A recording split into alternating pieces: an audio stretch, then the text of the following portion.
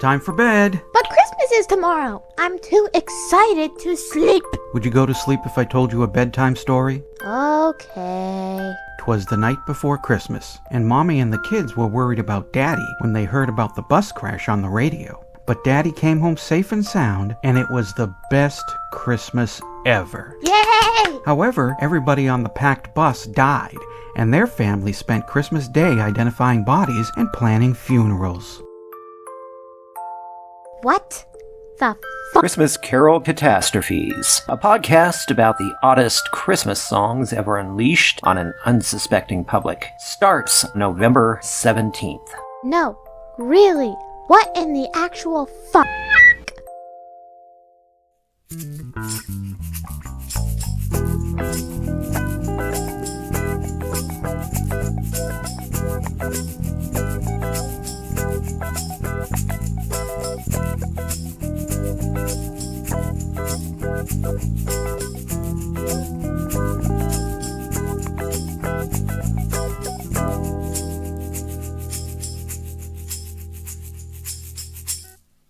We could do this. That's it.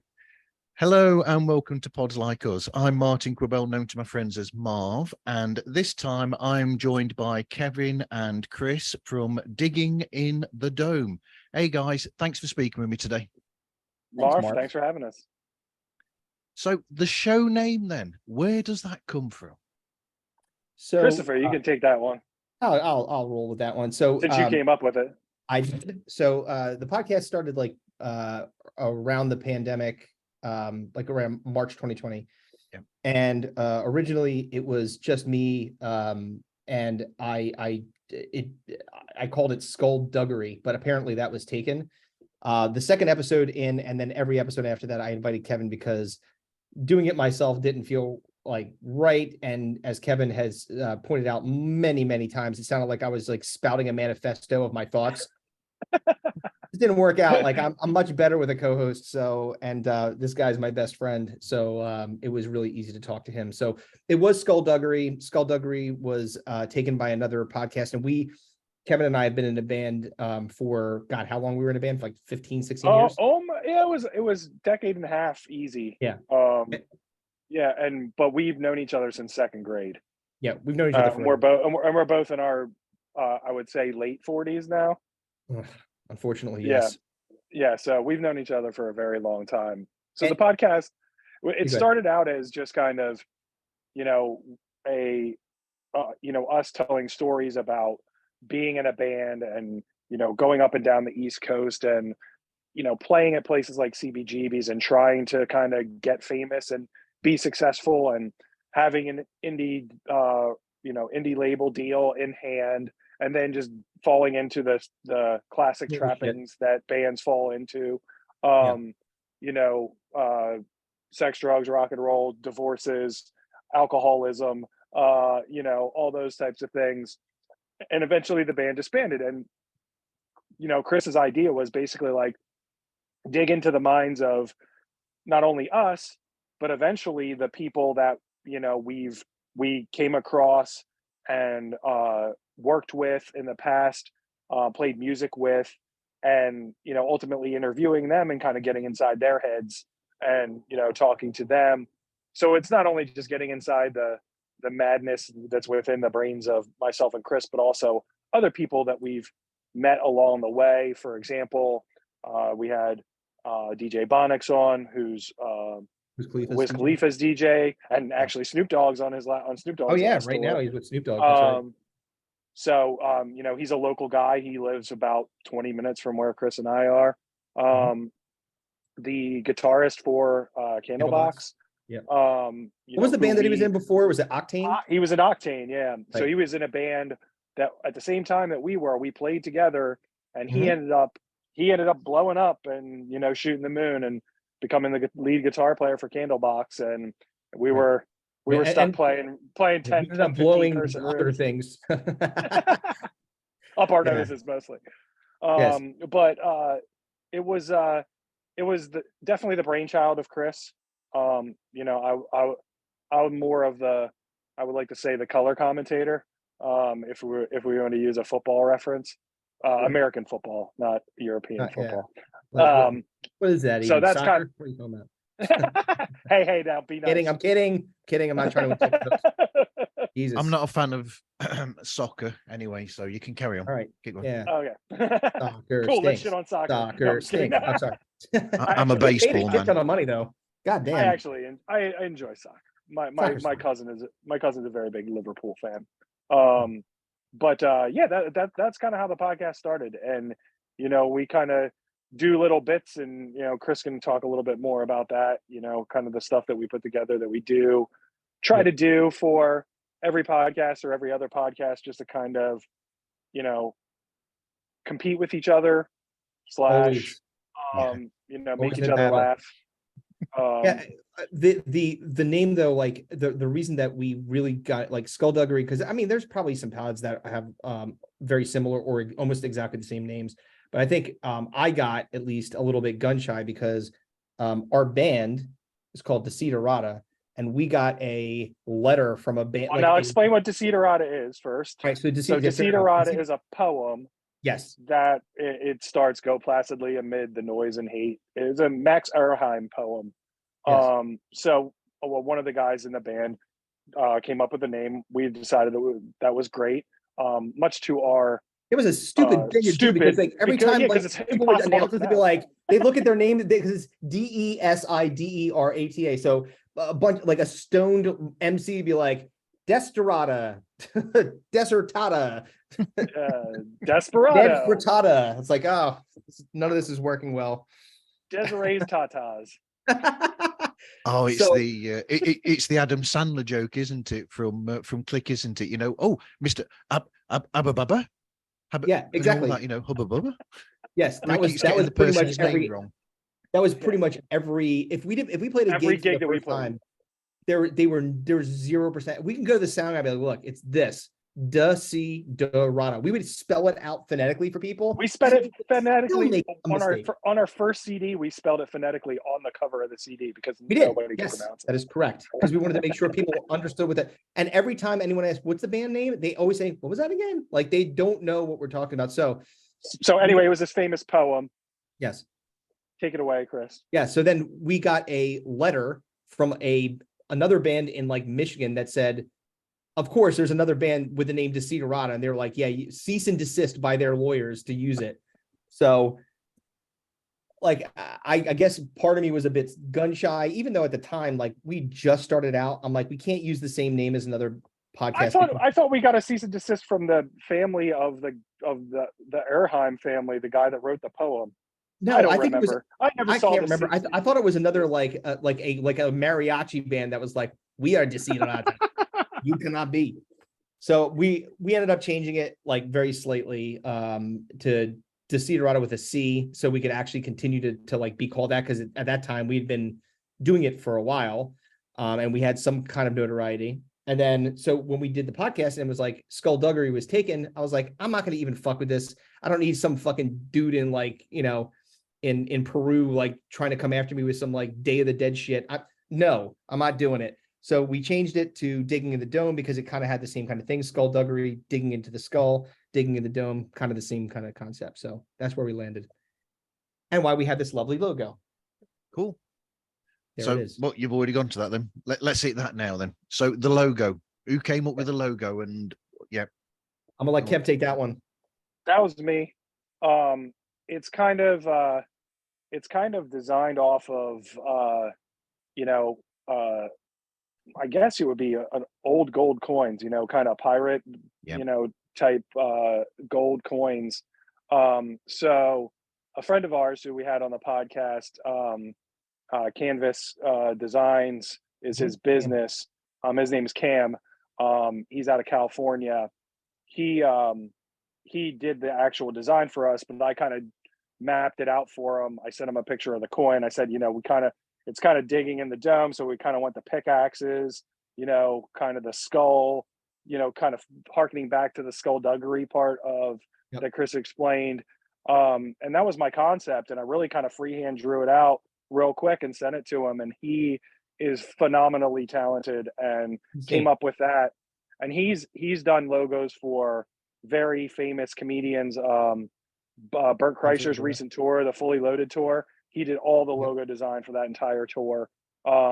He's done stuff for Tom Segura, a bunch of other comedians, and he took it and ran with it. And props to him, because he did it incredible justice. Just coming out of my brain soup and coming up with the logo. But really, it really kind of if you look at an old gold coin that you would find in an old pirate movie, that's what it kind of looks like. Yeah, I also like the fact that he did like iterations of it. Like, so we've got other logos. We got one that looks like Star Wars. It says "Digging the Dome." It looks like Star Wars. And so he did a whole package for it. He's a phenomenal dude. Awesome. Yeah, we could not I'll shout recommend him out Cam more. He's the man. Canvas Design. Go check him out. He's not cheap anymore either. Oh yeah, no. Let's level set here. If you think that you're going to be, if he didn't get this pro bono, we had to pay money for it, and he's way more expensive now. So we got him like yeah, but he's worth it every penny. Yeah, for sure, absolutely. Yep, it's like all those musicians you keep talking about that you've chatted with. He's now famous, and you knew him before he was famous. Yes, pretty much. Yes, that's I mean, he was on his way. We kind of caught him on the upswing. What's that? I said that keeps happening to us. Yeah. Well, other people get famous around us. It happens to me. I've got all these guitars back here. I've played in all these bands, and most of these people have gone on to do other things, and I'm stuck here doing a podcast. Well, there you go. There you go. Yeah, we're all in the same boat here, Mark. I say stuck here, but I say stuck here. I say stuck here, but it's still cool. Yeah. We're doing things. We're on Roku, damn it. Everyone celebrate. We are. We're on Roku. What's up? With Pod Nation. We are indeed. No longer the Planet X network.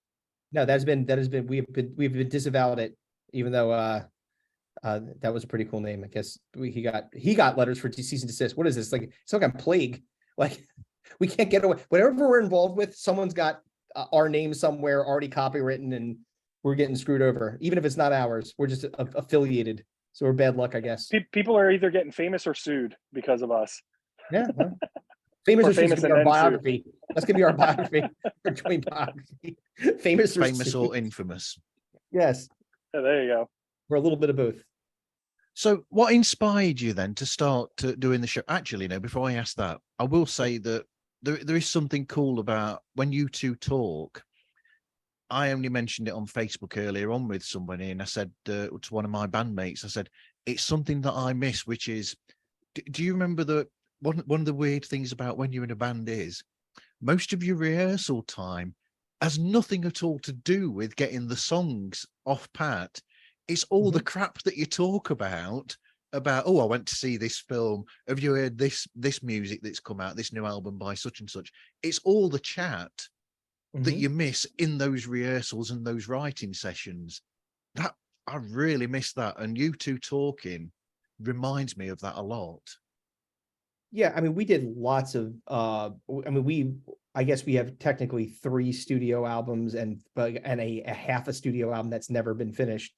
But like that time in the studio or rehearsing or whatever like that, it was mostly just hanging out with people that we were so like the chemistry of that band like is definitely, and I want to separate it from Kevin and I a little bit, because Kevin and I had chemistry well before, because I've known him like my entire life. He's like legitimately like my brother, so like, that's beyond that. Like you're absolutely right. Like those times when you're just sitting around talking shit with your boys and spending all those countless hours together, and there is an element of trying to get the songs right, obviously, but a lot of that in between time when you're trying to, again, you're bonding. And that's really, I think, one of those things that's a bit unsung when you're talking about bands, which is that if you don't have like personal chemistry, I don't think that you can have musical chemistry at all. Because we brought people in, like when, like we had like people like kind of dip out of the band, come back in. When you're bringing somebody in to replace somebody that you have that kind of connection with, it's very, very difficult to be able to get. We had someone come in just to do like extra vocals, Do you remember that, Kevin? And Oh one yeah. whose name I'm not going to mention. No, we will not like, mention. we were like, like it wasn't a good singer, but also like, again, it's just you're introducing kind of a foreign individual into your into what you've already created, and it can be very challenging when you're doing that. I kind of envy bands that have the ability, to a degree, that have the ability to be able to kind of swap people out and say, I'm going to just bring this person, and they are kind of almost like it's almost seamless. We had such like good, because we were an original band, obviously we wrote music, we got signed to a label. We had such good chemistry when we were writing music that I think that kind of translates over to how like we were able to in the band, and then even more so as people that were already really, really well connected as individuals, continue that path. So it's really easy to be able to do the podcast, because this is how we talk all the time. Yeah, and it's funny too, because like in the band was not only Chris and I, but two other guys in the band we also grew up with. Yeah. So there were four of us that had known each other since 5th grade. Grade school. And so, being in a band together in our 20s, we knew who could do what. Everybody kind of had their role. The thing. And then as soon as that started kind of messing up, like we started to mess with that formula, that's when shit went off the rails. Yeah. Started adding in other people. Other people were trying to do stuff which was outside of their comfort zone or their ability zone. And that's when shit just went haywire as far as the band was concerned. With the podcast, Chris and I, we're the same on the podcast as we are in person, like without a doubt. And so that it makes it kind of easy, because we're not trying to be something that we're not. Like the way that we are personality wise, the things that we say, the things that we do is exactly how we would be if you met us in person on the street.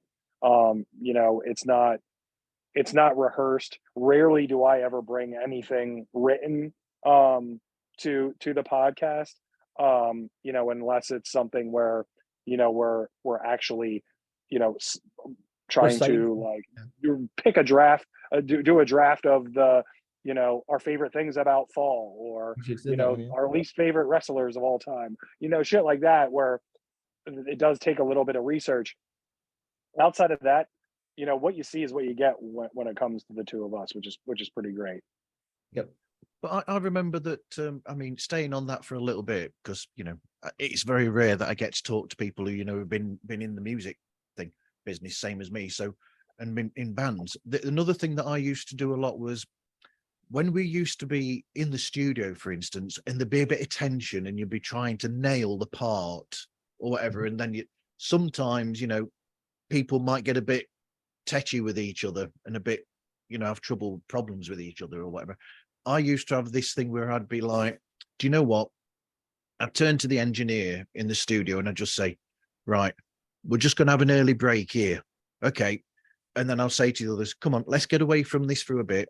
Let's go somewhere, have a drink, have something to eat, just us time, catch up, do the chatting crap and all that. Just talk, whatever, about anything.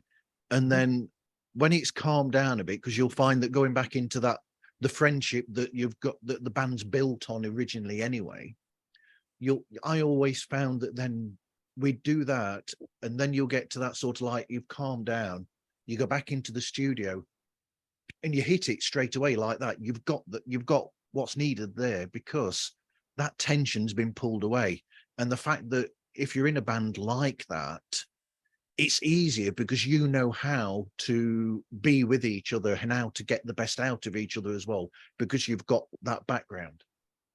Yeah, I would agree that, like, I think that I didn't really, I don't know, Kev, you feel different. I don't feel like when we were in the studio that there was a tremendous amount of tension there. Like, we did have our moments in practice and stuff. The studio was never the problem. It was always at shows or something like that.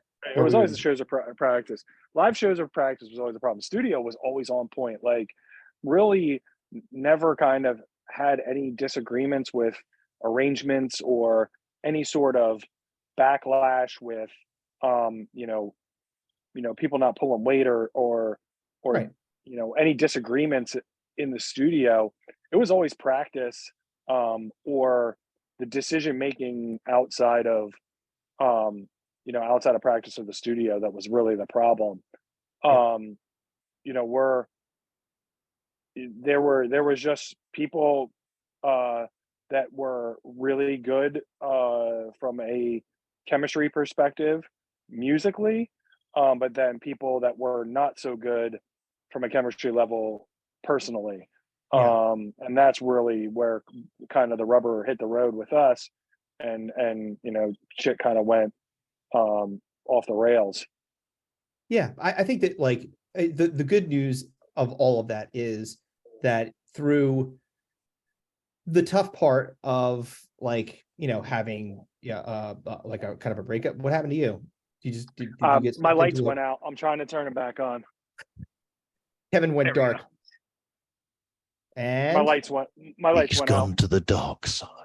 Yeah, yeah, my there he lights is. went out behind me, so I just He had to turn back. them back on. I Um, used up all the solar power. I had I to thought maybe like one of our ex plug them in. bandmates like did like a Rambo'd you, like came up. It is around Halloween time. Like if I Yeah, just it's see like, me get, and I'm sitting outside right now, so if I get yeah, I yoked know. out As I'm to saying, like, you're literally prone for injury. At least I've got an alibi. I'm here. Yeah, there's no. I'm not. It's not the fucking prestige. I don't have like a twin. So I. the But prestige. so again, I think that like Kevin's points were spot on. Where it's like we had our moments in the band where like again personal tensions. I would think are kind of like more people that had that kind of there was a lot of ego. Obviously, there's always a lot of ego in bands, and I think the good news from all of that is that at the end of the day, we are all still really good friends. Like Kevin and I are way closer than the rest of the people, but like because we're doing the podcast We're together. doing stuff together. Yeah. And so those other guys like have gone like on to quote unquote retire from the entertainment industry and go and like live normal people lives, like for the most part, a couple people do some things here and there. I think our drummer Anthony, who is I gotta say maybe the best drummer I've ever played with, maybe the best drummer I've ever seen. Like he's just incredibly talented. Definitely the most talented person in our band by far. Oh yeah, for sure. I'm sure he's still doing things and like stuff like that. We keep in touch, but and that's really all you want at the end of the day. We even if we didn't, because how many like it's a 1 in a million chance that you're going to make it as a musician because there's so many of them out there.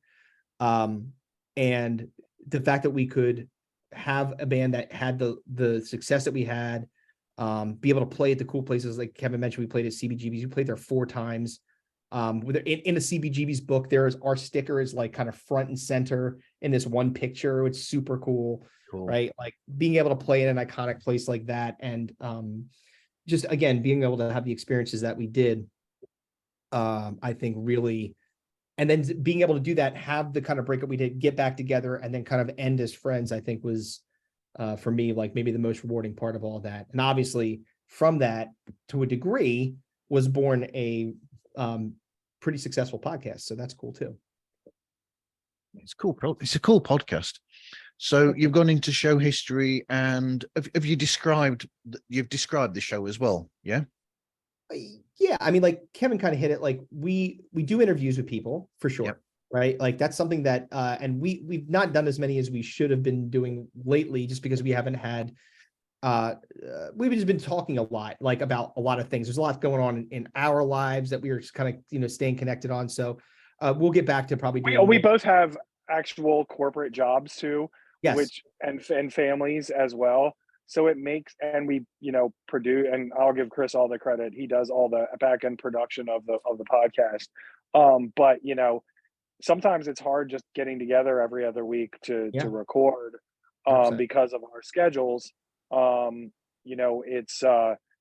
It's one of those things where doing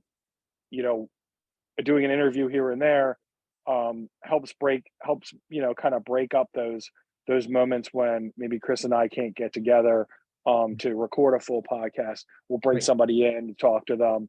But it's also the fact that, the podcast is digging in the dome. We do want to, get into the minds of the people that, were around. Chris is starting to get into the stand-up comedy world. I'm meeting people in that regard too. So, we want to start interviewing people in that world as well. And, trying to convince other people that we've run across in the past to come on the podcast and talk.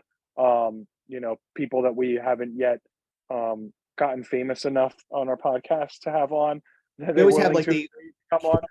Kevin and I joke that we always have like the janitor's uncle, like the uncle's janitor of the person of like Bruce Willis. It's like, it's never like Bruce Willis. It's always like some tertiary character in Bruce's life that we end up being able to score. But like we interviewed Colin Jost's brother, Casey, who is actually in his own right kind of famous because he is in the Impractical Jokers universe. He's been in the movies and TV. He's a writer for them.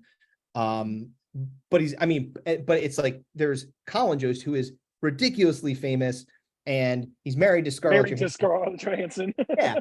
And then there's Casey, who and he has not yet agreed to come on our podcast, surprisingly. Yes. Well, one can hope one day, someday we'll get him. But besides like the interviews, which I think is definitely a part of it, we, part of the way that at least my mind worked when was conceiving this idea was like, I came from college radio. So I'm used to structure. I also have some OCD, so also structure very important to me, like having segments and stuff like that we do that we can kind of go back to. And I think that there is value to brand in those kinds of segments. So we have it's not like a lot of the things that we're doing, I would say, are pretty, I want to say standard, but there are things that other people, most of the segments that we're doing have been done in some way, shape, or form. It's just like, to a degree, like comedy, when you hear things like, it's like, okay, I've heard that theme before, but how do you make it yours? So we do things like we take headlines and we kind of like joke about what it's like clickbait headlines. We joke about what the article could be about. We've been like living off of Spout Off, which is this newspaper newspaper piece that we basically, it's based about where we came up. We came up in Cape May, New Jersey, and there is this newspaper called the Herald, and in the back of it, there's this thing called Spout Off, and all Spout Off is a bunch of it's like paper Twitter. They're just, but without names. So it's like, well, sort of like Twitter, I guess, or X. It's just they're saying like, one of the ones was, does anyone know where I can find some good potato salad? And that's it. Avalon. It was just like, what? So we like look at those kinds of things and just kind of make fun of them. And we break down videos, we kind of post scenarios to each other. We have our drafts that we do all the time. And we also have this thing. I was going to say the topic randomizer we haven't done in a very long time. I'm going to bring it back. But one of my favorite segments that came out of the topic randomizer is defend your conspiracy theory. Oh, I love that. Yes, good one. What we did was we took a conspiracy theory and we made the other host defend that as if they actually believed in that particular conspiracy theory. Which way? It's one of my favorite segments. We did the one we did. There was Flat Earth. Yep. Right. Mm-hmm. Was one. What was the other one on that same one? It was Flat Earth, and then the faking the moon landing. Faking the moon landing. What was the one where the guy that was defending it did a movie with Kevin Sorbo and he had the same last name as you? Climate Hustle. Climate Hustle. That's it. It was climate change. It was you were defending that global warming isn't a thing. And I think the one was I think I had to defend that one, I think. No, you gave it to me. I gave it to you. That's right. And then you made me defend that Epstein wasn't a suicide or something, or Epstein was a suicide. So I believe that was also me. Oh, was you? Okay, so wait, what were mine? Then mine had moon landing, and Flat Earth. And Flat Earth. That's right. Flat Earth. You're right. Flat Earth was mine too. So basically, we just the podcast really is a series of battles between Kevin and I, and ways to find ways to embarrass each other, make us look stupid. We just did a scenario where because Travis Kelce and Taylor Swift are so like blowing up the internet now. So the scenario was, and Kevin came up with it, that basically you have to choose your co-host's celebrity relationship. And the ones that's gonna pop, just blow the roof off the internet. Right. And so Kevin and I have a pretty, I think it's a kind of ritualistic, but it's also the way that we keep things fair is in who's going to go first, right? So we flip a coin to see who goes first. And so there's a good chance that I might choose something of Kevin's, or Kevin might choose something of mine if that was something that was. So Kevin unfortunately lost that one the last time, and I got to choose his celebrity crush that was going to be his girlfriend, and that was Britney Spears. And we both had chosen Britney Spears, and this was shortly after she posted a very insane video of her dancing with knives and smacking them off of her swimsuited bottom, and very insanely. So we happened to both choose that, so I had to choose someone else, and I believe I chose Jada Pinkett Smith for you. Yes, you did, you son of a bitch. That wasn't good for me. Great, I'm getting cuffed by the pool boy. Thanks for that. Exactly. That's two very topical subjects right there this past week, isn't it? Britney Spears and the Will Smith's family. Oh yeah. Yep. We try to stay topical on that stuff too. You know. Yeah, we're not sure how much of our bullshit makes it over to the pond, over the pond to you guys. But we our fan base is weird because we have a really strong listening base in New Zealand. Yeah. Nice. Yeah, and you're not the first person from England that has connected with us on this podcast. So it's strange because we don't really talk about, we talk about current affairs, but not in the capacity of serious conversations. We'll break down a video of Joe Biden falling off a bike, or who was the guy that just froze solid twice?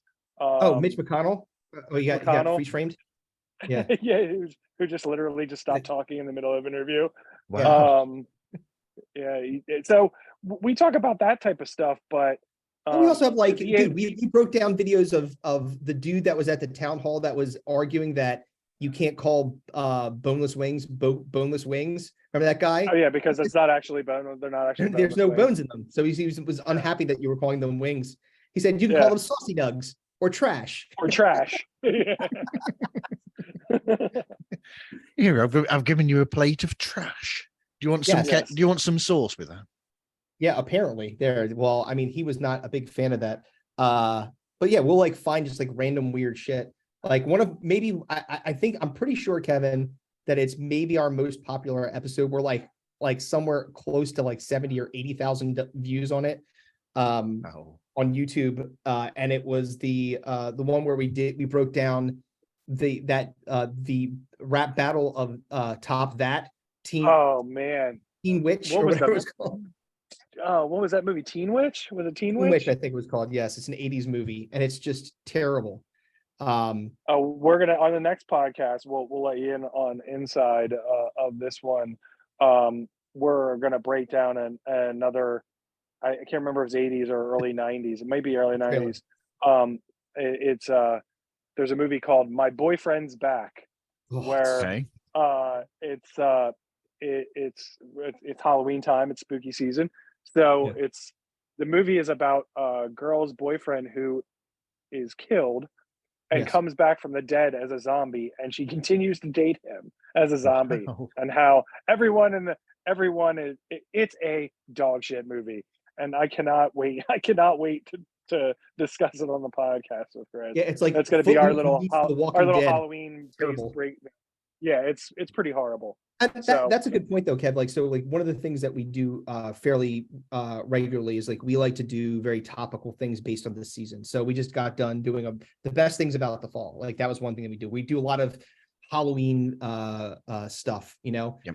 A couple years ago, for Thanksgiving, I surreptitiously recorded my family on a Zoom call. It was during COVID.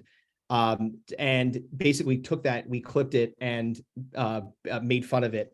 And it was really funny, dude. It just because they didn't know that they were being recorded, and I kind of told them after the fact. But it was it's just funny because you just get really raw like family stuff out there, and it was just like there's a bunch of characters in my family anyway. So but we do things like that. We do like Christmas drafts, we do New Year's stuff. Like it's just whatever the time of year is, we try to like kind of stay with the season and stuff like that. Yeah, so like Halloween, I think last year we did like you know, the worst horror movie deaths. You know, like the deaths that and then we've done the one so there were like the most ridiculous. Like that hilarious one with Mama Fratelli's head exploding from a basketball. You got hit with a basketball from a robot. Head exploded. So just stuff like that. Listen, I hate to jump. I have to run. You're fine. I can take it from here. So Chris can carry and the baton. The rest. I'm sure he will surreptitiously talk shit on me. No. Thank you so much for having us on here. I appreciate it. You're in good hands with Chris. And I appreciate you reaching out to us. Look forward to talking to you again real soon, Marv. Okay. Thanks again for reaching out to me on Instagram too. I very much appreciate it. So we'll talk soon. We will. Bye. All right. Thank you, Kevin. Thanks, gents. Bye, talk Kev. to you soon. Bye. And like that, he's gone. Look at that. He's going to rob a place. Do you see him? He's wearing black. He's in his dark. That's what he's doing. He's going to go. He's got to go and get his hoodie. Child. Yeah, he's got a young child, so I'm sure that probably has something to do with it. So Kev, so he said we're in the late 40s. I've got 2 kids. I'm not sure if you've got kids, Marv. Do you have kids? No, I'm not. No kids? Lots of nieces and nephews, but no kids. Yeah. Wonderful. Well, I've got 2. They're in their they're 2 teenage daughters. So I'm constantly fighting the urge to flee and change my identity, but have not done so yet. Kevin just had his first kid like almost 2 years ago. Okay. So he's just getting it. So he literally is at the very beginning of the ride. I'm like further along down the track. So every once in a while he's got to dip because he's got to go take care of that Bambino, my godson, Bodie. Well, I mean, when they're younger, they need more attention. So, but when they're older, they don't want you anywhere near them. That is pretty much the score. Yeah. Leave me alone. Close my door. Give me money. That's usually the sequence of things that happens. Well, we won't bother going into the draft that I started writing out. Then I was going to do a draft thing where I was going to list all these things, but we'll come to that some other time. Yeah, you have a draft for what? Tell me, talk to me about it. I was starting to write out sort of Halloween-based films, and I was going to get you to select them, and then at the end you work out which one is the standout from all of them. Standout for all of them. So do you have specific movies? Kevin, I'm sure can chime in on our next podcast, but we could certainly try to take a crack at it if you want and discuss them. What do you have in terms of the movies? I hate to say it, I'd only just started writing them out. Okay. Now, what kind of movies are these? Are your favorite Halloween movies, your least favorite? Because there's always some kind of when we're doing a draft, there's always some kind of an edge to it. You know, right. Like you said. I was just writing general titles out, really. Okay. I need to put more thought to it, and then I'll send it in as a draft. Fair enough. Yeah, bring it in because we are always looking for more things to draft, and obviously, with the seasons and stuff like that. But we've done so many different kinds of drafts. We do, he mentioned like the funniest, most ridiculous Halloween-based or horror movie-based deaths. The things that we hate about Easter is always a good one. That we've done that one before. We just talked about the things that we love about fall because I think, and I don't know weather-wise what it's like in your neck of the woods, but we get the seasons around here. So we get, the summer is very, very hot. The winter is very, very cold, and then you got the spring that can be, kind of in the middle, and then the fall, which in my estimation is the best in terms of how comfortable and wonderful it is. It's very cold outside. I will say that here. Mm-hmm. But if I say the temperature, most Americans would be, what's that? Because we use centigrade or Celsius in the UK, don't we? So drop a Celsius, I'm like, it's 0 degrees. I'm like, oh God. It's 3 degrees outside. So centigrade, yeah. Yeah. Oh yeah, that's cold. That's very cold. cold. It's cold. Yeah. And I think there's a fog which people would expect in England. Yes, fog is what you are known for. That is definitely something that London fog. That's right. I believe that might be a pea soup, as they called it. Yes, indeed. So is it very foggy there all the time, Marv? Not all the time, no. Just when it gets colder. Which essentially, I mean, fog. We're going all into weather here, aren't we? Essentially, fog is just moisture that's on the ground that's risen up, and that's what it is really. Yes. That's in the air. Exactly. That's all. Yeah, that's all it is. I haven't the foggiest. See, we keep it light around here. You ought to talk to Graham Class. He could probably use that joke on the Daily Dads podcast. Well, Kevin did mention that I just started doing stand-up about 7 months ago. So I've been doing it pretty regularly every single week, 2 or 3 times a week. Have you heard, talking about stand-up, have you heard the rumor that Seinfeld and Larry are looking at, they said something about, they've not said it's a definite, but they're working on something. Like a reunion thing for Seinfeld? I think they're doing a Seinfeld, like. Yeah, thing. I mean, like, so here, I have mixed emotions about something like that, because it's just like, and I feel this way about most things that are kind of iconic. It's one of the things that kind of annoys me about entertainment these days, which is you can't really come up with original ideas any longer. Like, you're just recycling pretty much everything that's already been done. So they just do like a litany of different remakes, and it's almost to a degree I realize that there is a hypocrisy in what I'm saying, because if you think about Bram Stoker's Dracula that starred Gary Oldman and Keanu Reeves and Winona Ryder, like that was, a movie that was based off of Nosferatu and like early movies in the 20s, like maybe the most, Boris Karloff, like very, very old movies. And so me saying, well, they're not coming up with anything original, is kind of born out of some level of hypocrisy. But I think it's the same thing with really anything from an entertainment perspective. They just kind of retread these ideas or take a movie that was already iconic. So I think about Seinfeld and say, while the ending, I think people would say, was probably not what they expected and perfect. Yep. The show was the show. So the danger is that you bring it back and it ends up being terrible, and then it kind of sullies what you did previously. It's like, why don't you just leave it alone? Have you seen the new Frasier? You know what Frasier is, right? Yep. We saw the first episode. We're yet to watch the second one that's come out, but we did not like the first episode. It's not very good. No. Again, you're taking something that for the at the time, that show was fantastic. The cast was well done. And most of the cast I don't think came back. So that definitely had an impact on it. And it's like a different story. It's not the same kind of chemistry, talk about bands. It's not the same chemistry. You're bringing other elements that don't really make sense to the story. And Frasier in and of itself was a risk, because they took that from Cheers. Yeah. The show Cheers, like, you took a character from Cheers and said, I'm going to spin it off there. That could have been a terrible, because we've seen it happen. They actually took other characters from Cheers. Carla and her husband, Eddie, they tried to make a show out of that, and it bombed. It was terrible. But Frasier ended up being very successful. So then he's like, okay, but Hollywood, they do those kinds of things and say, let's try to get more out of this. The one person, and I'll give, and this is a comedian that I absolutely love and I think is brilliant, English comedian that did it right, is Ricky Gervais. He did The Office, and he just did a David Brent movie, like 4 or 5 years ago, that is hilarious. Yeah. So good.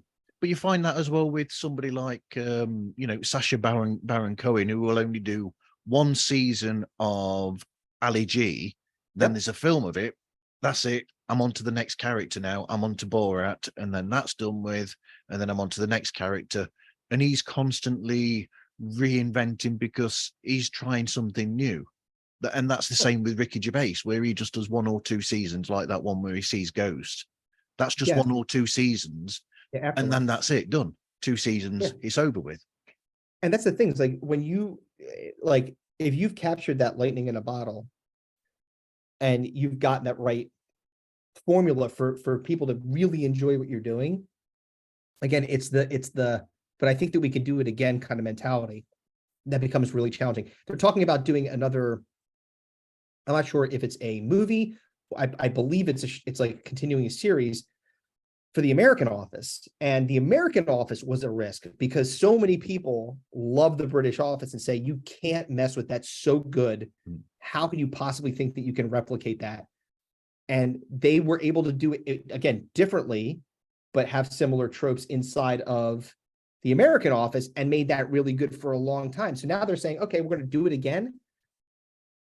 You might get Frasiered, Yep. Well, they might get Joey'd. Or they might get Joey with Friends, because that did not work. The spin-off for Joey did not work.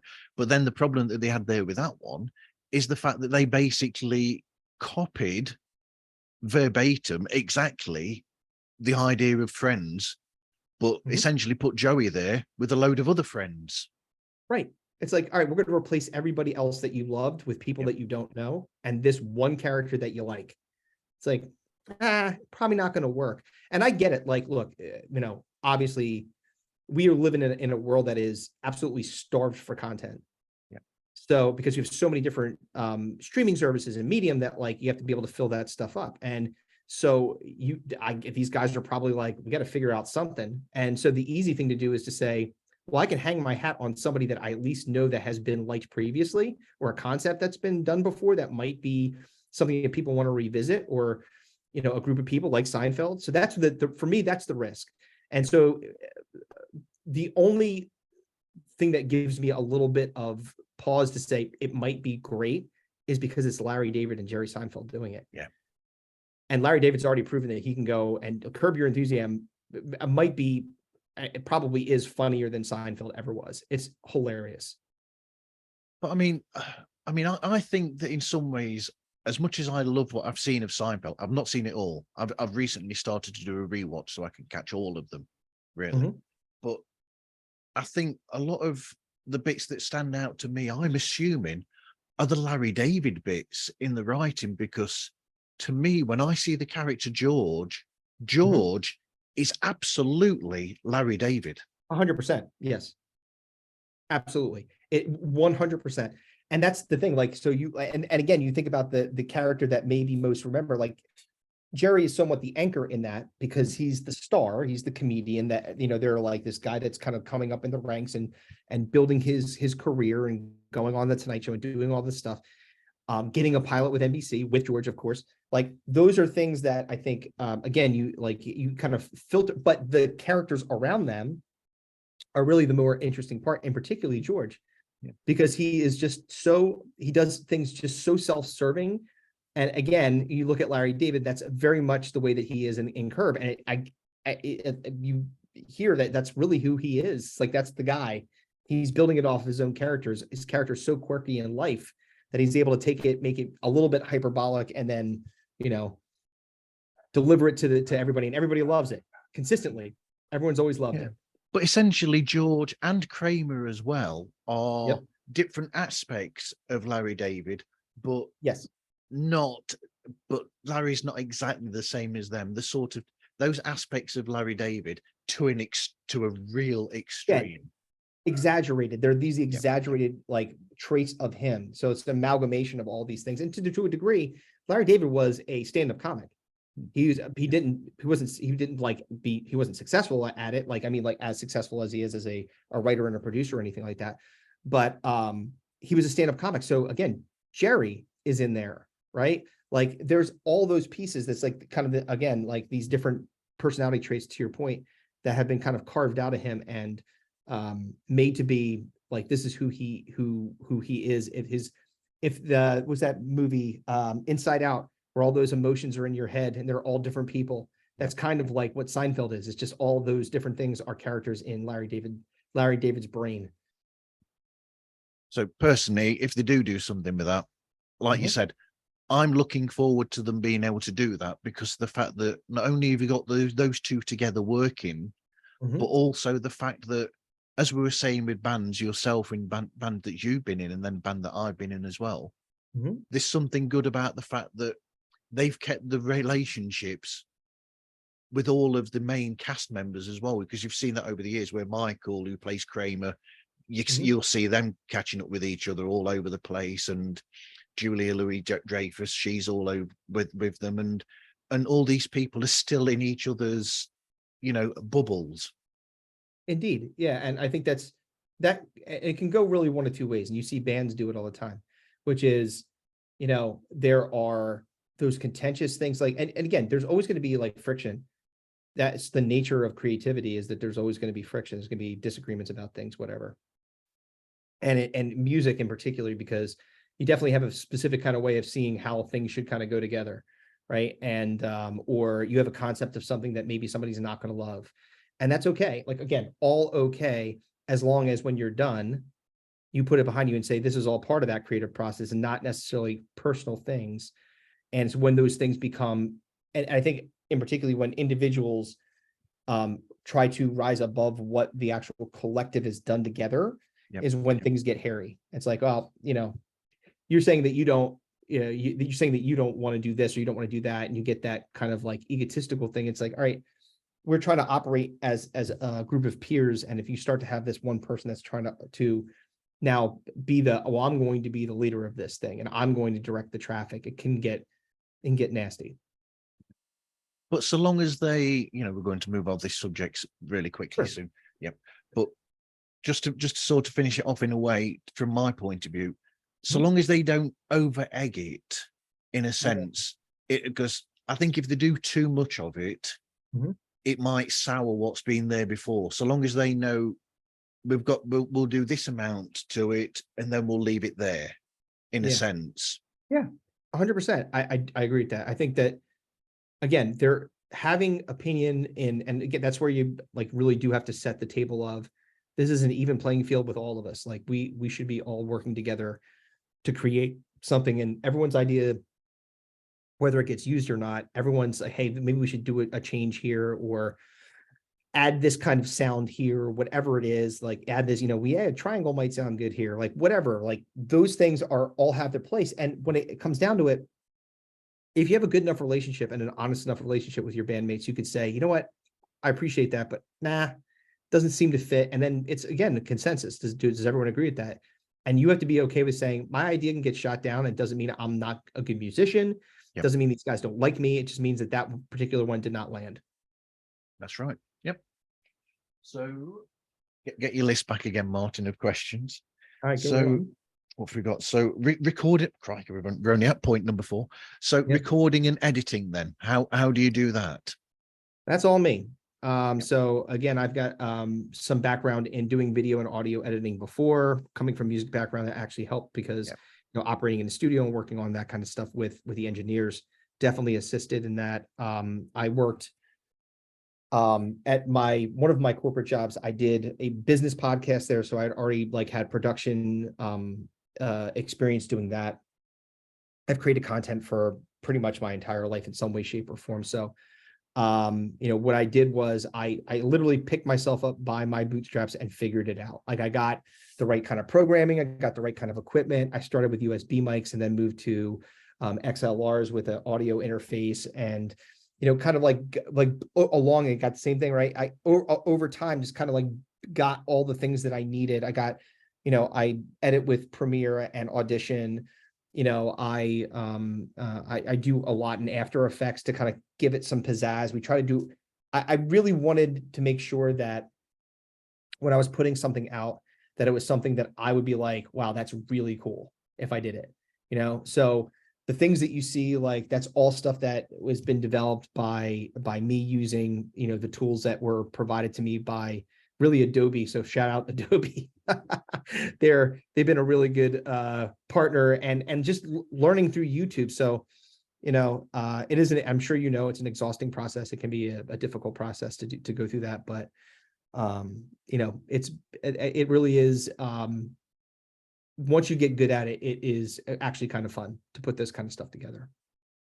Yeah. So how does the editing go about then? Is there a lot of it, or do you just do minimal?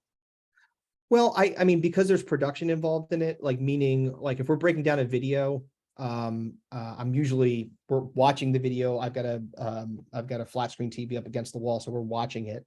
So I already have it kind of pre-recorded, that clip, whatever we're watching, and then I have to kind of like basically take the because we have a 2-camera shoot. We've got a front-facing camera here, and then we have a camera over here that's pointing at Kevin's chair. Yeah. So I have to take those 2 pieces and kind of mold them together. So the 2 shots that you see in our podcast are camera 1 and camera 2, essentially. And then so like when we're doing that, I put it together, and then I have to like actually have, because the viewer has to see that what we're looking at too. So I had to put the clip in there and then stop it at the right places. And so there is especially with it, we're doing things like breakdowns. Those tend to take longer just because I'm now like pulling in the video for that. Or we do a lot of because we make a lot of references to like pop culture. So I'll pop in like a Simpsons reference or a Futurama reference, or an old movie reference or something like that, and just drop that clip in there just like for 2 seconds, just to give people that visual aid as well as the audio aid. So it could take time. I mean, I've got a better computer now, so the editing or the processing timing is way down. Used to take a long time, and now it's taking like 20 or 30 minutes. So that's good. Brilliant. Yes. Yeah. I used to take hours and hours and days sometimes doing edits, and now, wow, I'm glad I don't take that long now. Well, it's the editing part of it, like the actual constructing it, takes probably more time. It takes me at least a day. And it really depends. If we're doing like a straight up interview like we're doing right now, it's super easy because I don't really have to interject anything. We're just talking. When we're doing our like basically what I would call our segments, we're doing headlines, I have to pop the headline up. If we're doing a scenario, might put some visual aid in there. If we're doing topic randomizer, it depends on what the wheel lands on. The topic randomizer is again, kind of a brainchild of mine. I just basically created it's not really, it's technically a wheel now, but it didn't used to be a wheel. It used to be a spreadsheet that I had a formula that randomized what you would land on. So we had these topics that you would have, and then they always end up, I don't know, I feel like like I have a cursed spreadsheet because it just drags up all these horrible memories from our childhood, or something that we don't want to talk about, or something super embarrassing. But they always end up being entertaining for the fans. So I guess it's worth it at the end. So structure and topic choices then. What sort of structure is there? And I'm guessing the structure is different according to whether it's an interview or chat with somebody else to a normal show. And how do you choose what topics that you talk about? So like interviews, to your point, I think the key there is, and you did a really nice job of getting background on us, like getting background on the subject, like understanding it, being genuinely interested in and wanting to learn, be curious about their process, understand what got them into what they're doing. Again, it makes it easier when you've got corollaries with that individual. So we have the commonality of being in bands, like, so we could talk about music for hours probably, right, and not get bored about it. And we could talk about like your experiences in playing music and where your favorite place to play is and what was your worst gig, and things like that will come up, right? So interviews are really kind of straightforward. The second part of that, I would say, when we're doing what I would call a standard show, is more about like he and I will just text each other and say, okay, what kind of a scenario do we want to do this week? And one of us will pop off and say, let's do this one. Hey, the one we did a couple of weeks ago was one of your family members has passed away and you have to go and clean their house out. What is the one thing you don't want to find? So that led to some very, very funny conversation about what you really wouldn't want to find in someone's house.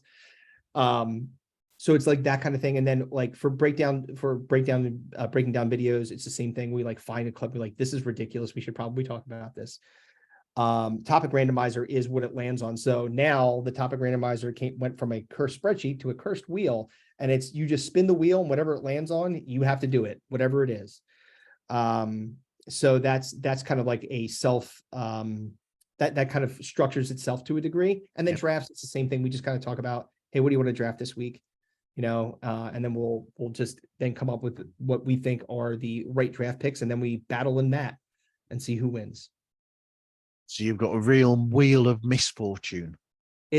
You're not kidding, man. It maybe one of the worst things, and we just actually referenced it. We just released, because we do our we always exclusive to Roku first. We always premiere on Roku first, and then we release it a few days later out to the rest of the world. But we're just talking about the time that we landed on I Double Dog Dare You was one of the things that was on the wheel. And Kevin double dog dared us to eat the one chip, that super, super hot chip. Have you ever heard of that thing before? Yeah. You ever eaten it before? No. Don't do it. No. Never do it. No. So stupid Kevin, and I can call him stupid because he's not here, and I would say he was stupid if he was here, was like, let's eat it at the beginning of the podcast as opposed to at the end. And actually, I'll give him credit.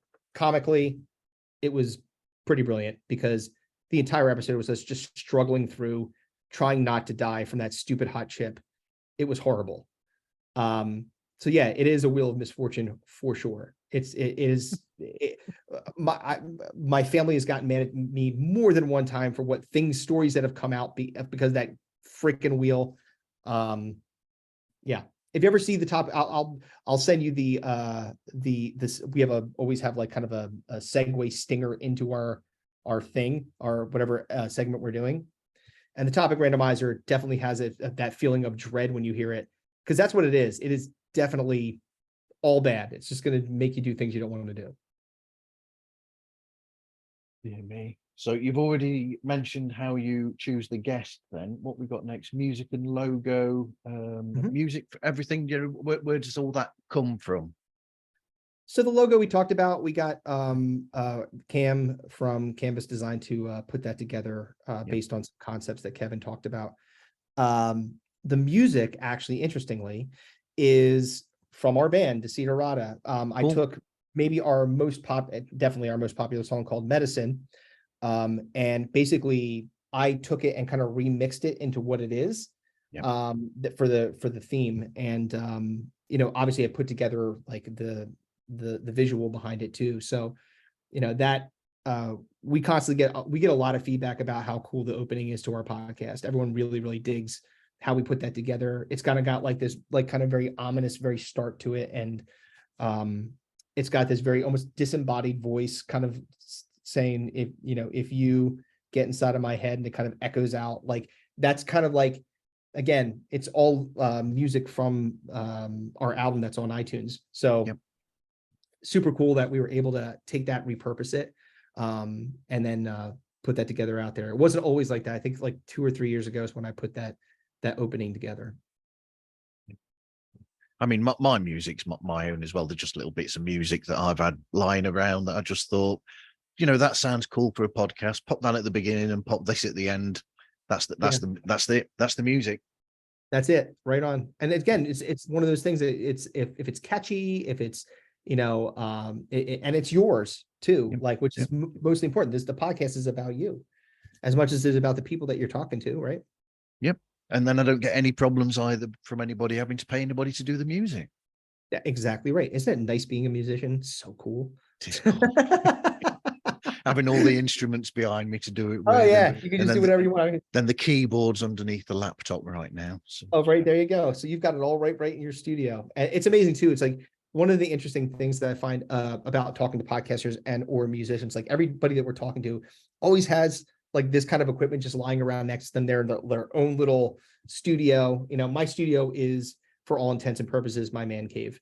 This is where I live, in this room.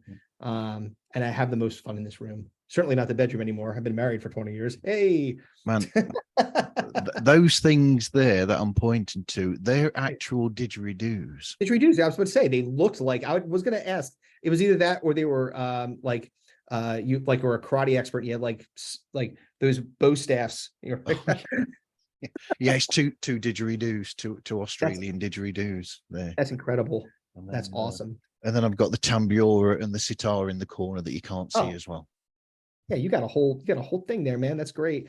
I remember looking. So Brian Quinn, the guitarist that Kevin was referencing before, the guy from Candlebox, he did his interview via Zoom in his studio, and he just had walls of guitars.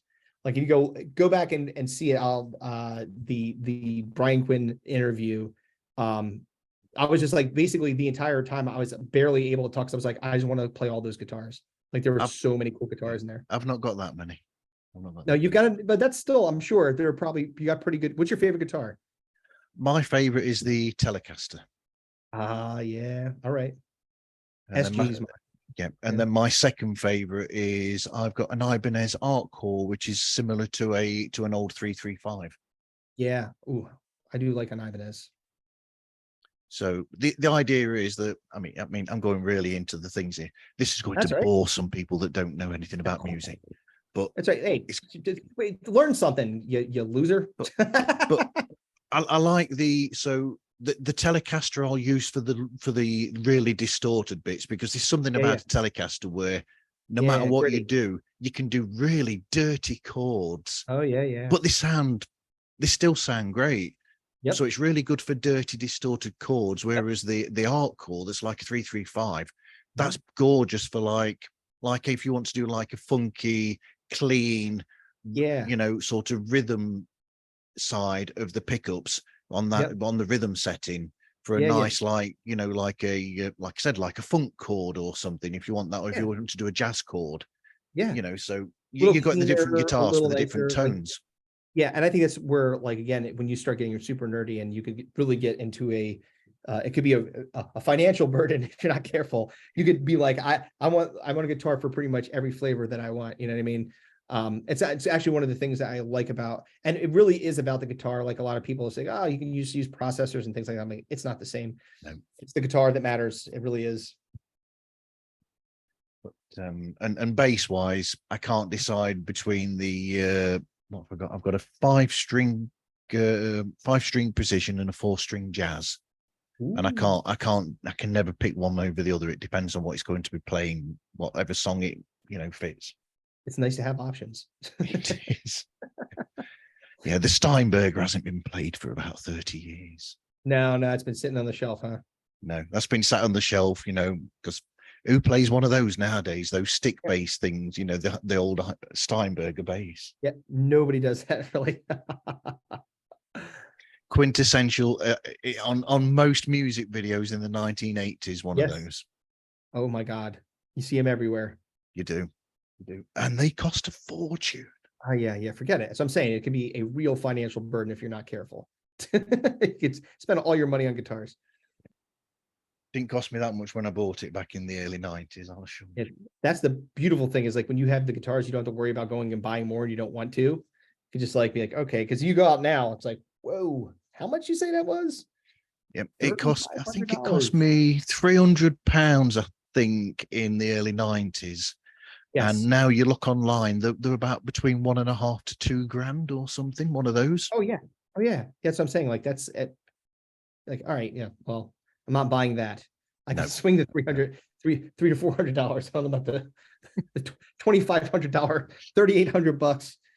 You go into Guitar Center or Sam Ash or something like that around here. It's like you see some of these guitars, you're like, wow, this sounds beautiful, but I cannot buy it. No, too expensive. So hot takes. What do I mean by hot takes? I don't know.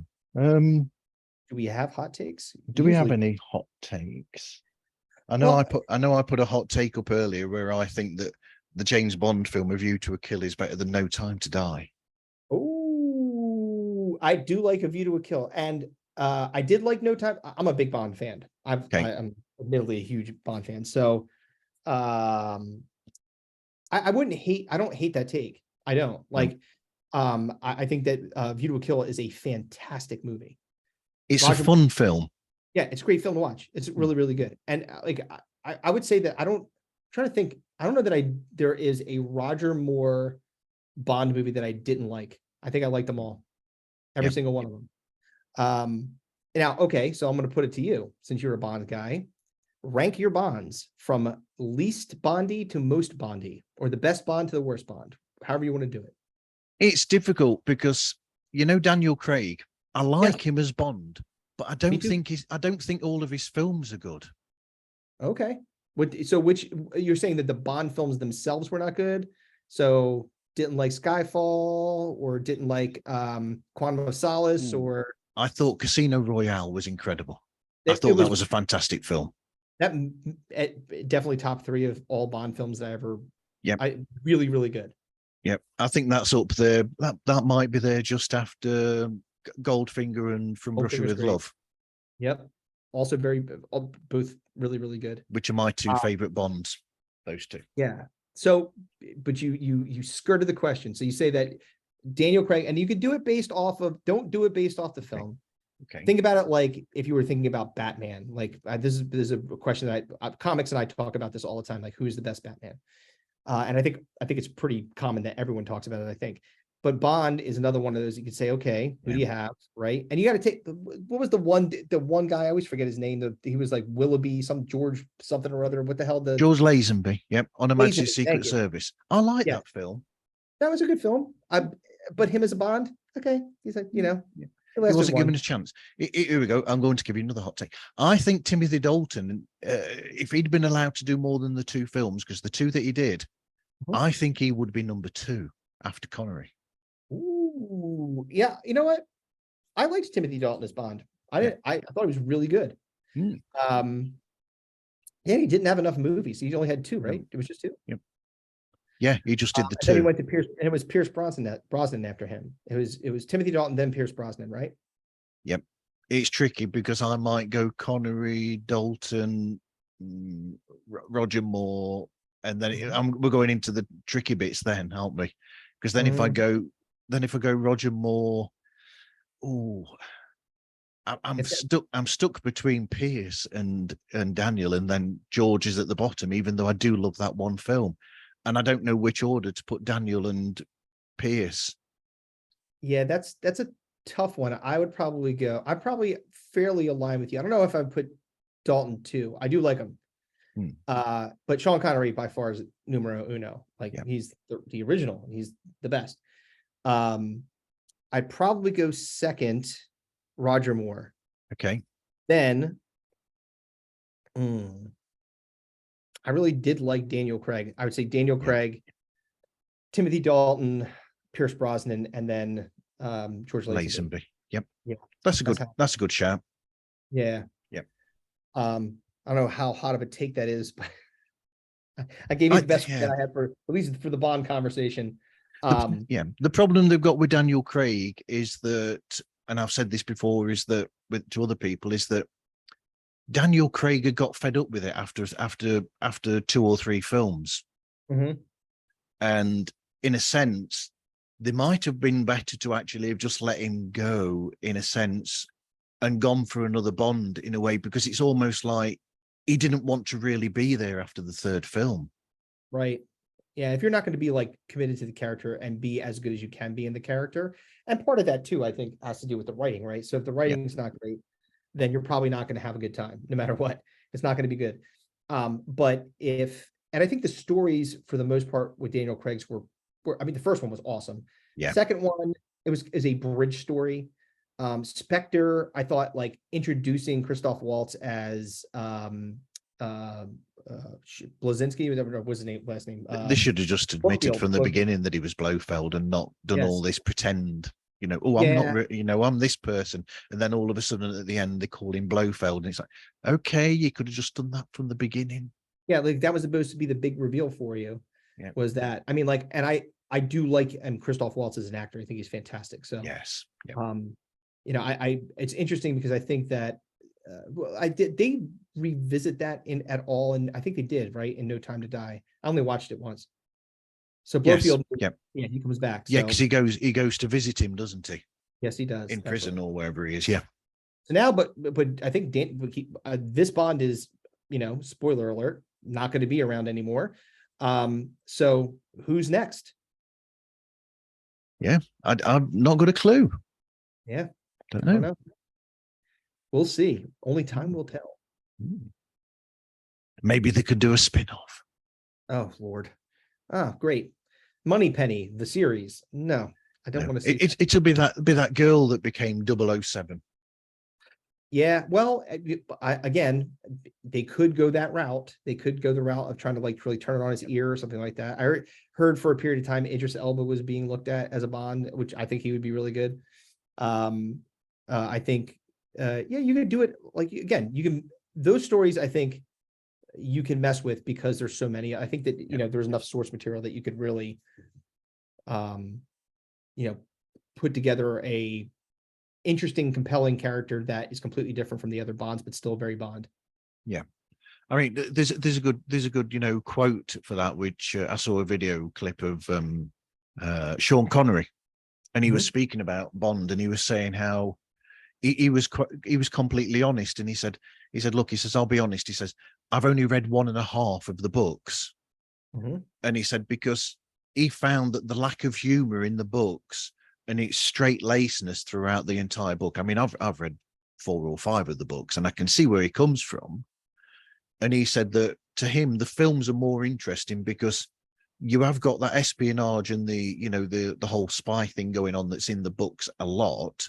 But he said you've also got humor in the films that's not in the book. So to him, that's what attracted him with the films, was the little bits of humor that were thrown in there. And I agree with that. I like the idea. Like, and again, if the source material is got to be palatable for a wider audience. So if it's just a straight spy thriller, that's going to meet a very Niche audience. Yeah. With a very, but having a character like Bond where you can really kind of play with the different aspects of his character, his womanizing, his kind of like devil may care attitude all the time, like no regard for himself ever, his incredible ability to pretty much do anything, like his awesome vehicles, his messing with Q, like those are all things that I don't know like is necessarily translatable from the book. I think that was added as seasoning so that you can make a more universally palatable to a wider audience. Yeah, I mean, there's a character that Q is based on in the books. Major Boothroyd, he's in the books.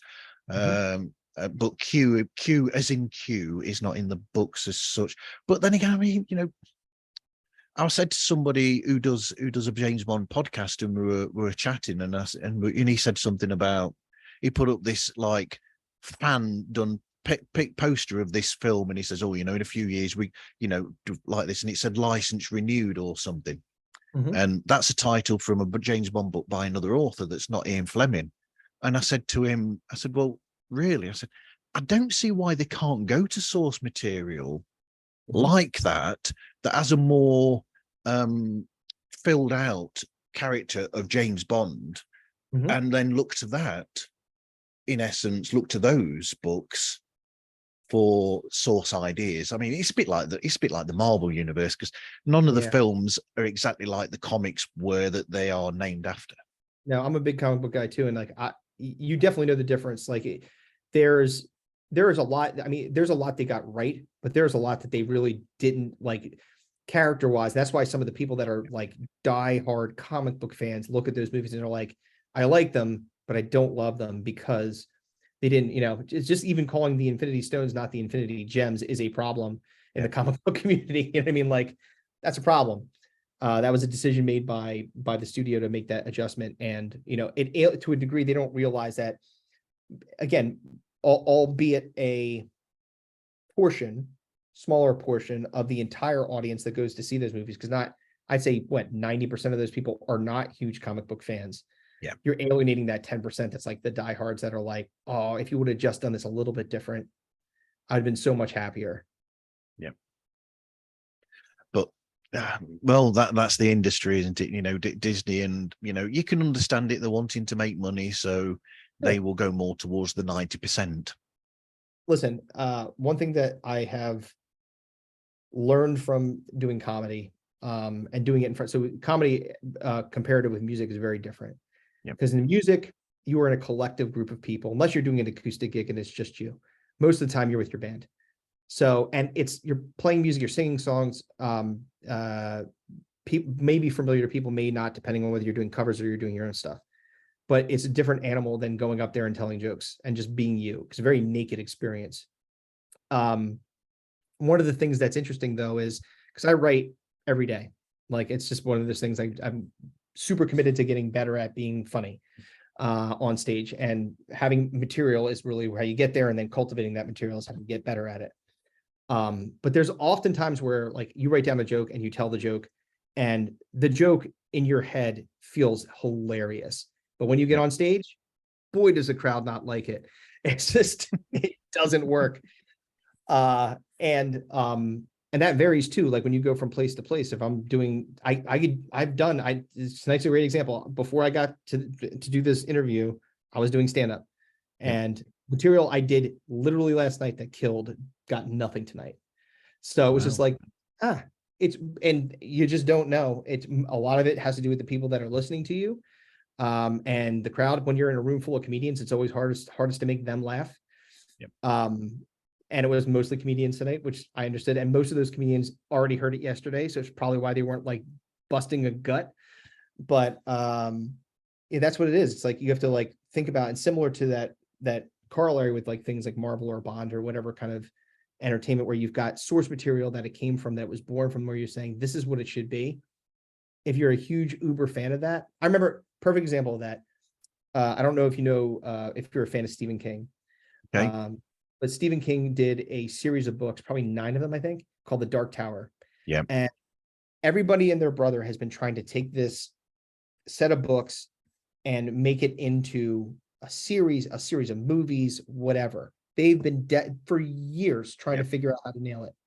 And for someone who has not only read those books once, but maybe 5 or 6 times, because I love them so much, that's how good the story is and how much I love the way that it was written. I almost don't want them to try. They tried it one time with that movie with Idris Elba, who an actor I really respect and like, and it just didn't work at all. It just failed miserably. They just could not have gotten it more wrong. Yeah.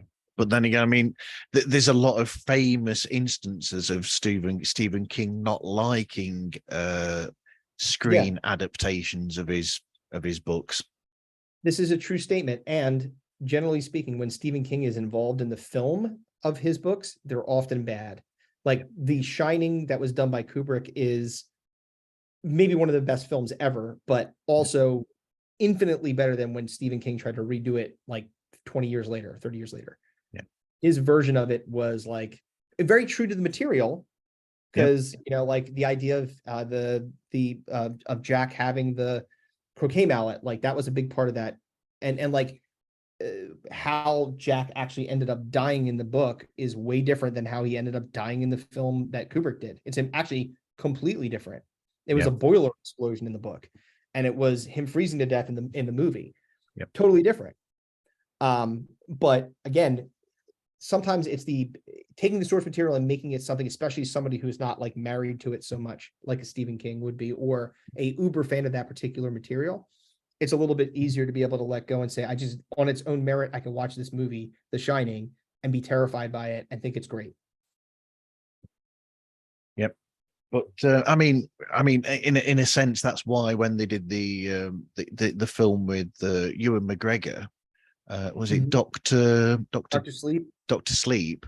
They had to do an almost crossover, so they had to take, and they had to say, didn't they? I think they had to say to Stephen King, look, because people will go to the Stanley Kubrick, we've got to make some sort of link to that film, essentially.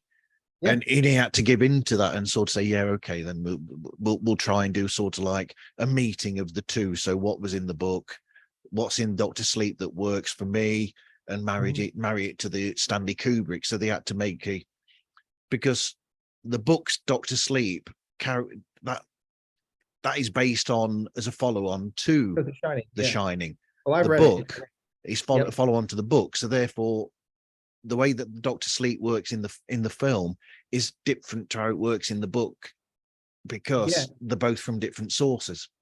Right. But you have to, but people who are saying like, okay, this is the sequel to The Shining, there's only one thing that comes to mind, and that's the Kubrick version of it, not his. Yeah. So you have to be able to be true to that material, or it's really not going to work because they'll be like, well, wait, the backstory here has changed and it can't. Like the backstory is the backstory. If we're continuing the story, it's canon. You have to let that stand on its own and continue on with it for the most part. And I think that the good thing is that because the story in Doctor Sleep is so much different than The Shining, like it's the continuation of Danny and his life. Yep.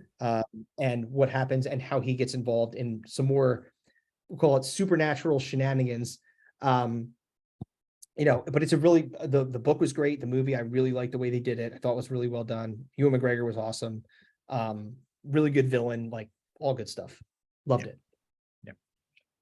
So, so what standout moments are there from your show then that you'd like people to possibly listen to? You know, almost like the best of the show for people to go back to.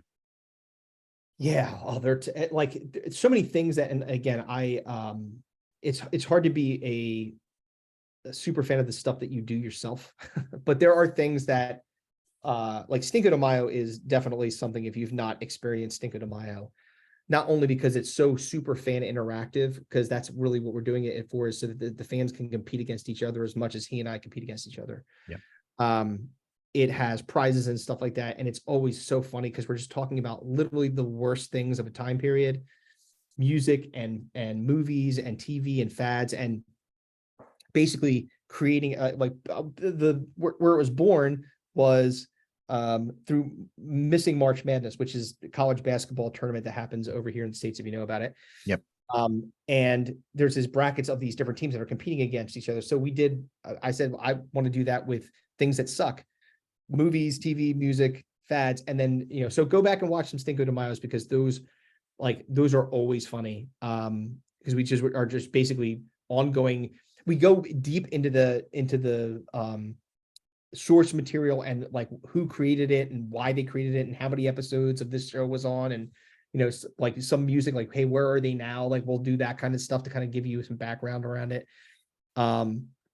So that for sure. I'd say we talked about the one chip challenge earlier. That episode just so funny because of the amount of pain that you just see us being through the entire episode. Is a really good one.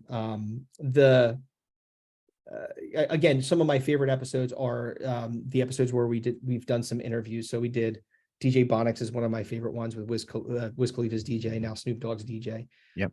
And Friend, he's a really good guy and very open about his experiences. I did like we had Greg Stone, he's a comedian, with Anthony DeVito and Brendan Eyre. They had a podcast called the Rad Dude Podcast, which is now Friday Night Greg. It's just Greg Stone's, and that was one of my favorite episodes. Actually, I think that was the first, when we were getting onto Roku, was the first one I chose to play on Roku because I love it so much. It's just because it was those comedians and Kevin and I just in just chaos, pure chaos, and it was just so freaking funny. I'm trying to think what else. So we did, there was a couple of times where the topic randomizer landed on, from the mouths of, it was the topic randomizer topic was called From the Mouths of Babes. And I had to interview my kids on the podcast. Those are very, very funny. So go back and listen to those. those are rough because it's very, very, so think about, and this is that my kids are respectively now 12 and 16. This is when they were much, much younger. Like, so if you've got nieces and nephews, imagine trying to get a like a 10-year-old or an 11-year-old to sit down and actually talk to you coherently for a period of time. Yeah. It's a nightmare. Yeah. Those are things that kind of like stick out to me. I mean, obviously like every episode has its own like funny, or the one, maybe one of my favorite breakdowns ever. There's actually something that we've taken, because we have pretty long podcasts. They're like an hour and a half usually. There's one that so we take little clips of it. So if you want to go get a taste of one, Go look at on YouTube. It says it's called Headspace Elderly Persistence, and it is maybe one of the fun, because usually on breakdowns, at least from my perspective, I don't like Kevin to see it ahead of time. I want him to get it cold, and this one he got cold, and he was not expecting what he got. It is very, very funny. Elderly Persistence. Go check that one out too. Brilliant. So what advice would you give to people wanting to do their own podcast? When we started it, I didn't know that it would get to the level that it did. I'm happy with where it is right now. Obviously always wanted to be more than it is and continue to grow it. And, but when we started, we had friends and family listening, right? And that's what's going to happen for you. I guarantee you. If you're going to start a podcast, it's going to be, unless you're doing something that's niche, which is like, hey, I'm going to do a reaction video to this or whatever. Like, yeah, you're going to get views, and if that's what you're looking for and seeking it, you're not doing it necessarily just to get like that. If that's the way that you want to express your creativity, cool. But again, it's a building process, and you have to be patient with it. It's not something that you just immediately get, thousands of viewers or listeners or something like that. It takes a long time, and you have to promote yourself. Giving out consistent material, keeping it fresh. Again, a lot of it has to do with the chemistry that you have with the people on it. If you're doing it with other people, or you're interviewing people, being prepared, I think is another part of it. And then really good production. Like, don't make it sound bad. Don't make it look bad. If it sounds or looks bad, then you're going to have a hard time getting people to want to watch it or see it or listen to it. So I think those, and again, be prepared. One of the things that, I've done it. Like, I've been on podcasts, I've been interviewed on podcasts where there's not been a lot of structure, where you just talk, and those are fine. Those are great. I could do them all day. I talk basically for a living in some way, shape, or form all the time. So I can do that, but have a plan. Don't just like kind of go into it and expect things to happen and be like, all right, why is this not working? It's usually because you didn't think about what you were going to say, not necessarily write it down, but have at least a direction that you're going. And you can't, but don't be overly rigid with it too, where you're so structured that it becomes scripted, unless, again, that's what the podcast is about. There are a lot of scripted podcasts out there that are like stories and stuff like that. So, there are literally billions of podcasts out there, billions. Yeah, there are. So, I mean, like you said, I mean, this show has a background structure, as you've seen through the bullet list that I sent and I sent to everybody. But that allows for then knowing where you're going to. But if you go into other areas, I'm okay with that, because it's just to make sure that you have a structure that you're going to follow. And if you go into any area that you're interested in, just go into that area and then just rein it back in at certain points to keep the flow going. We've done it like 3 or 4 times just in the last like half an hour, where we've been talking about Bond and we're talking about like Stephen King and talking about movies and entertainment and guitars. Like, we've gone all over the map, but you go back to those things. It's facilitation. It's having an agenda. Essentially, it sounds like a business meeting, but to a degree it is. You're having a conversation with somebody. You have like kind of these things that I want to know about you, or I want to discuss with you. And if the wind blows us into a different direction for a little bit, it's okay, as long as we find them way back to the path. And I think that's sometimes where people get jammed up. And I've seen that happen, where people get frozen up on podcasts because they're really not prepared. And they are trying to figure out where to go next. So it's tough. So you just, again, make sure that if you're going to do it, I think that anything that you do, you should do with quality, and you have to love it too. If you put something out that you don't like, then probably shouldn't be doing whatever that is. Yep. If you start to do a show and you don't feel it, just change the way that it is, because you've not got those listeners at the very beginning anyway. You've got that time to be able to build and make it into the show that suits you as a person and you like doing.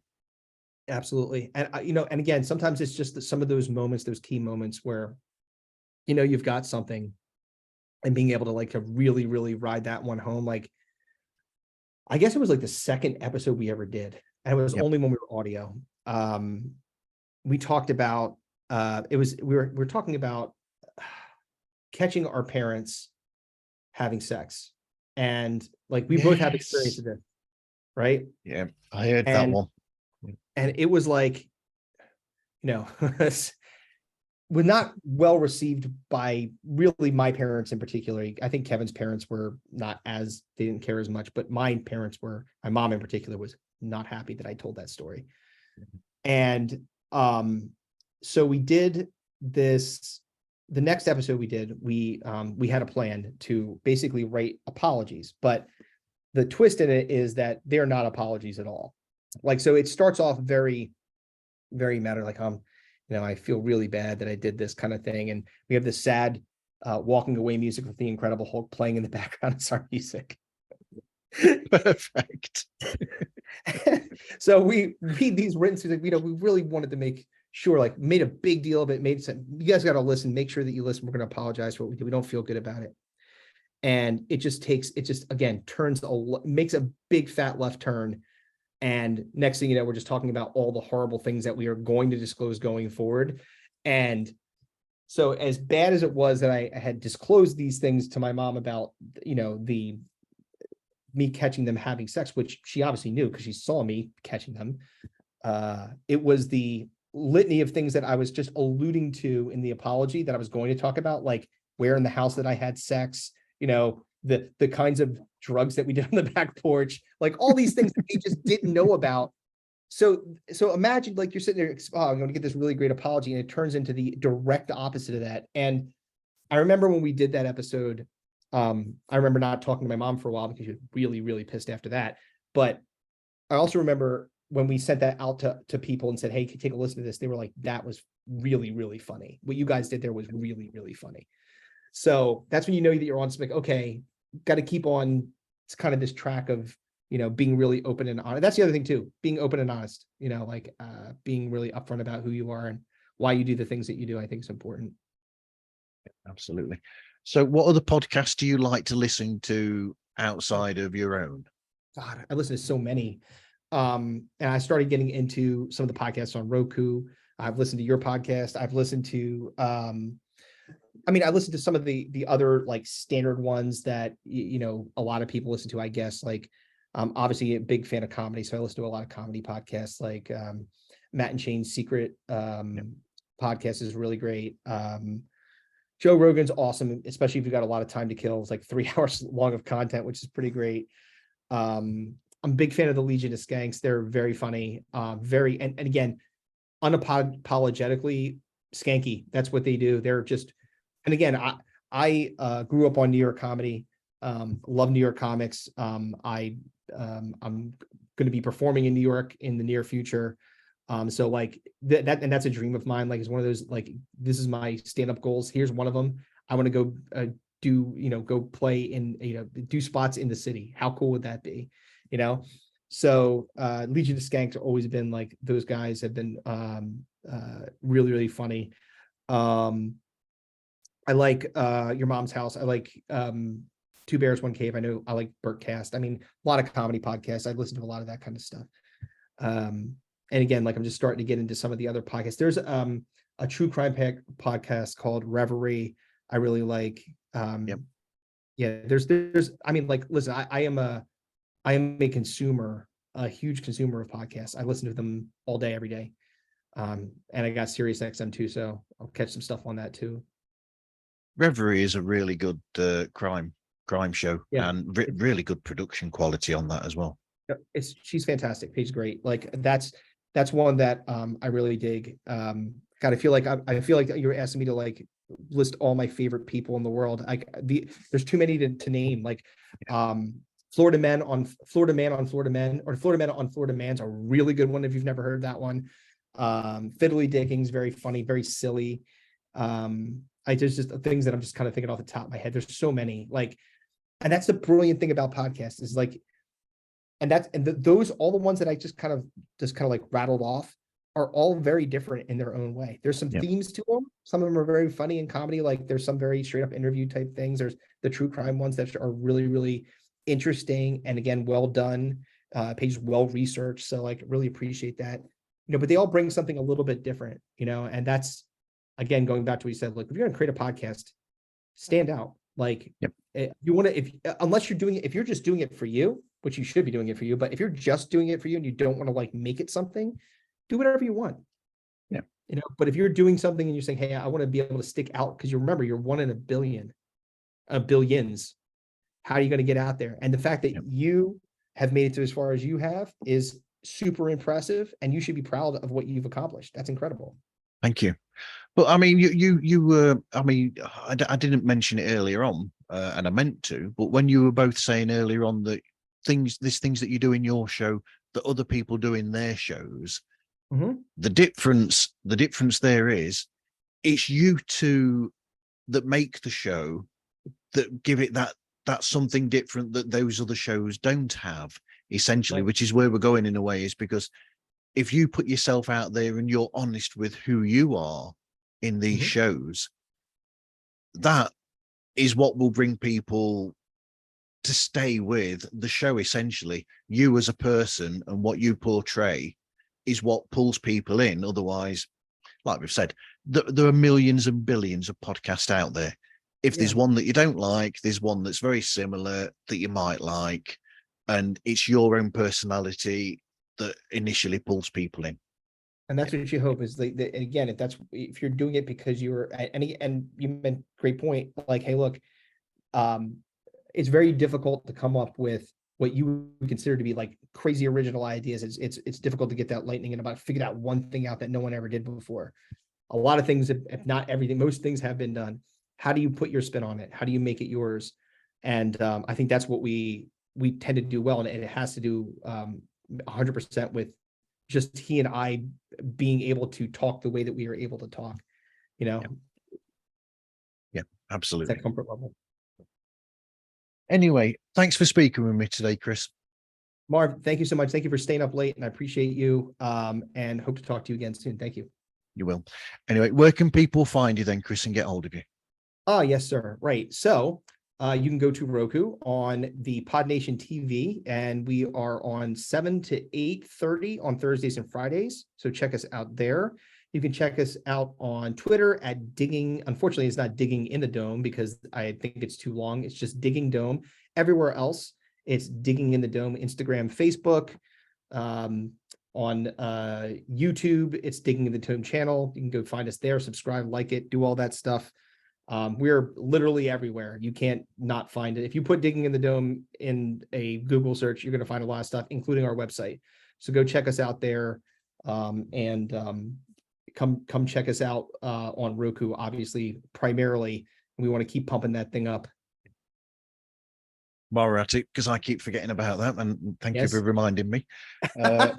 Pods Like Us, if anyone wants to go to Roku, you can do exactly the same. Go to look at Pod Nation, and we are on a Sunday, but I can't for the life of me remember what time it's on Eastern or PST, because I'm in the UK and I can't remember the times over there. That's okay. Sorry. Just go and find it. It'll be there. Just go watch and listen to all the stuff that's on the PodNation television. It's really cool to be part of something that's just building up now. And I feel like the talent that we've got on that channel, including yourself, is really, really solid. I'm very excited to be part of the family there. And that's going to be, I think, big for us as a collective unit, and keep on growing that thing. And so keep on watching, folks. Absolutely. Anyway, you can also find Pods Like Us on Instagram, Facebook, Twitter, I won't call it X, and Threads. Oh, and we're on TikTok as well, where we put some videos up occasionally. Yeah, we're on TikTok too, at Digging in the Dome on TikTok. So if you go there, the great thing is, not only will you get some of our wonderful clips from the show, you also get a little bit of my stand-up in there, so you can go take a look at that. Okay. Anyway, thank you everyone for listening, and hope you listen again to another episode of Pods Like Us.